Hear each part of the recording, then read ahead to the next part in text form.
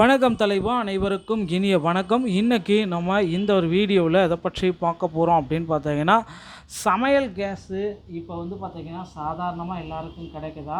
மானிய விலையில் யாருக்கெல்லாம் சமையல் கேஸை கொடுக்குறாங்க? சமையல் கேஸ் இப்போ தற்போதைய விலை தான் என்ன? இந்த விலை மாற்றத்திற்கான காரணங்கள் என்ன?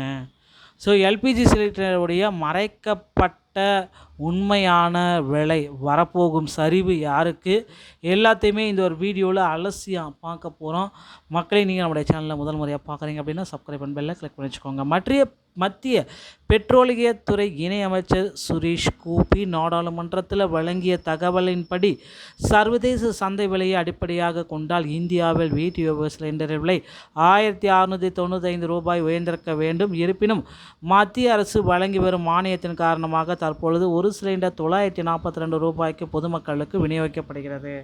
ஸோ 942 + 50 ரூபா அவங்க டெலிவரி சார்ஜ் வாங்கிக்குவாங்க. 1000 ரூபா உங்களுக்கு கட்டணும் நீங்கள். ஸோ பொதுமக்கள் விநியோகிக்கப்படுகிறது. சர்வதேச அளவில் அமெரிக்கா மற்றும் ஈரான் இடையேயான போர் பதற்றங்களால் கச்சா எண்ணெய் மற்றும் எரிவாயு விநியோகத்தில் பாதிப்புகள் ஏற்பட்டு விலையேற்றம் நிகழ்ந்ததாக இந்த அறிக்கை விளக்குகிறது.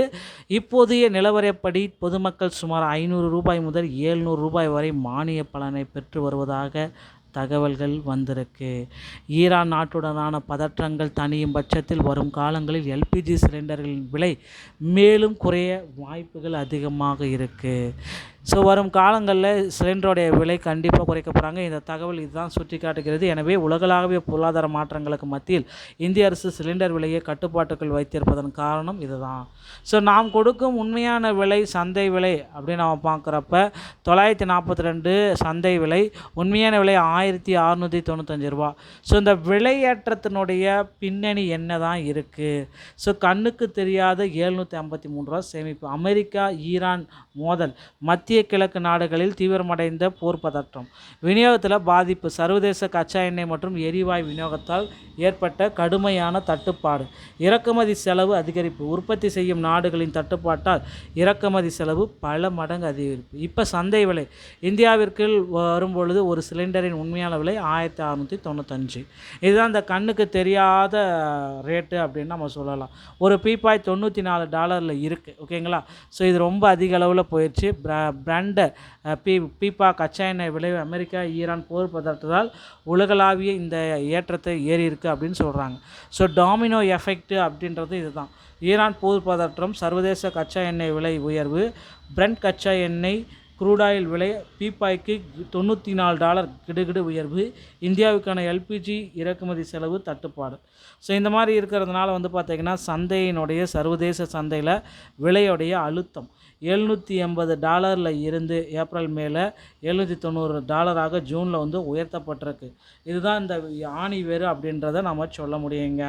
ஸோ இதனால் பார்த்திங்கன்னா மானியம் மற்றும் சந்தை விலை ஒரு நேரடியாக ஒப்பீடு நம்ம பார்க்கலாம். ஸோ வீட்டு உபயோக சிலிண்டர் 14.2 கிலோ பாதுகாக்கப்பட்டது 957.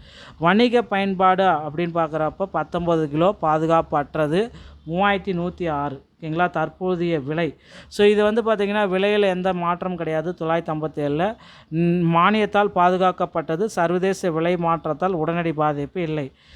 சந்தை விலை சரிந்தது. கடந்த 6 மாதங்களில் மட்டும் 1580 3282 வரை ஏற்ற இறக்கங்கள் இருந்து கொண்டு தான் இருக்குது. ஸோ மீண்டும் இது குறைவதற்கும் வாய்ப்புகள் இருக்குது. ஸோ 942ன்றது அரசு மானியத்தோட பாதுகாப்பான விலை. ஓகேங்களா? எதிர்காலத்தில் நிலவும் மேலும் விலை குறைவதற்கு வாய்ப்புகள் இருக்குது. 500 முதல் 800 வரை குறையும் வாய்ப்பு இருக்குது. சந்தை விலை சீரடைந்து எல்பிஜி சிலிண்டர் சீராக விலை குறையும் வாய்ப்புகள் அதிகமாக இருக்குது. ஓகேங்களா? குடும்ப தலைவர்களுக்கான இந்த மானியம் தொடரும் பட்சத்தில் எதிர்கால விலையேற்றங்களை சமாளிக்கும் சாமானியர்களுக்கு இது சாதகமாகவே அமையும் அப்படின்ட்டு எதிர்பார்க்கலாங்க. இந்த தகவல் உங்களுக்கு பிடிச்சிருந்தால் நீங்கள் நம்முடைய சேனலோட இணைந்திருங்க. நீண்ட ஒரு நல்ல தகவலோடு நான் உங்களை சந்திக்கிறேன். நன்றி, வணக்கம்.